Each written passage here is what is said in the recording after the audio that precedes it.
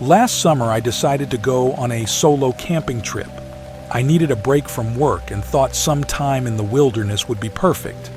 I found a spot deep in the woods, miles away from any town. It was a beautiful area, with a clear lake nearby and plenty of trails to explore. The first day was perfect. I set up my tent, gathered some firewood, and spent the afternoon hiking around. The forest was alive with the sounds of birds and rustling leaves. It felt good to be away from the hustle and bustle of everyday life. As the sun began to set, I started a campfire and cooked myself a simple dinner. The night was calm and the stars were bright. I sat by the fire, enjoying the peacefulness. After a while, I decided to call it a night. I crawled into my tent and fell asleep almost instantly. In the middle of the night, I woke up to a strange noise. It sounded like footsteps, but heavier, almost like something was dragging. I sat up, listening intently. The sound was coming from outside my tent. My heart began to race. I told myself it was probably just an animal, maybe a deer or a raccoon. But then I heard a low growling sound. It was deep and guttural, nothing like any animal I had ever heard before. I grabbed my flashlight and slowly unzipped the tent. Shining the light outside, I saw nothing but darkness. The growling stopped and everything was silent. I lay back down, trying to calm my nerves. Maybe I was just imagining things. After all, the woods could be full of strange sounds.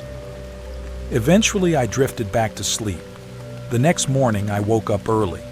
The sun was shining and the unsettling noises from the night before seemed like a distant memory.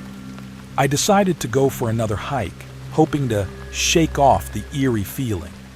I spent most of the day exploring the trails and swimming in the lake.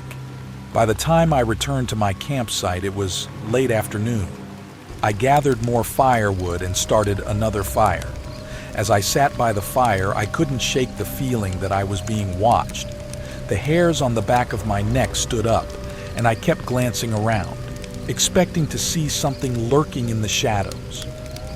Night fell again, and the forest seemed to grow darker and more foreboding.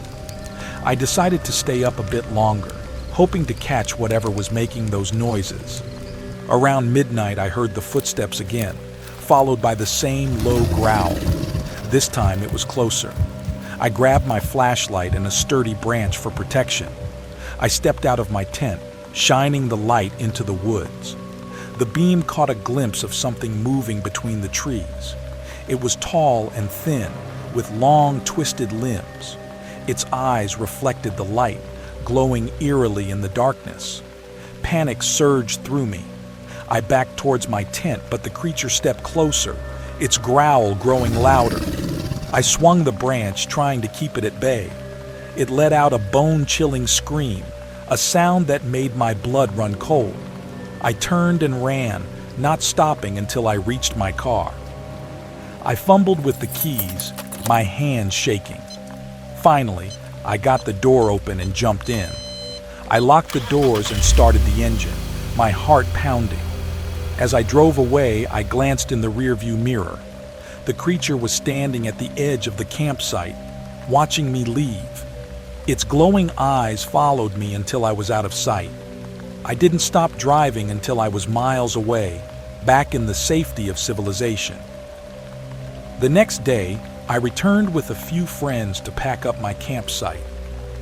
There was no sign of the creature, but the eerie feeling lingered. I haven't gone camping since. That's my story. If you're ever out in the woods and hear strange noises at night, trust your instincts. Sometimes the things we imagine are very real.